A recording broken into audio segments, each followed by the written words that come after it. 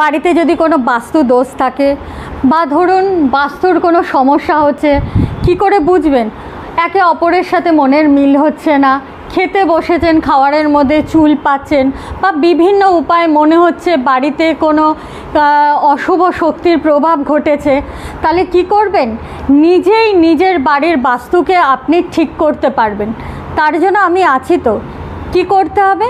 ছোট একটি কলা গাছের চারা নিয়ে আসবেন। সেটিকে যদি আপনার বাড়ি হয় তাহলে বাড়ির বাইরে মানে উঠোনে, আর না হলে ফ্ল্যাট হলে ফ্ল্যাটের মধ্যে গাছের টবের মধ্যেই লাগাবেন।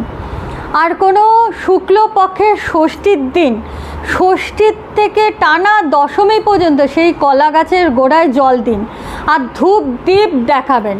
আর হ্যাঁ বন্ধুরা, অতি অবশ্যই এই সমস্ত কাজ করার সাথে সাথে কলা গাছে কিন্তু হলুদ সুতো বেঁধে দিয়ে আপনার মনের ইচ্ছেটা জানাবেন।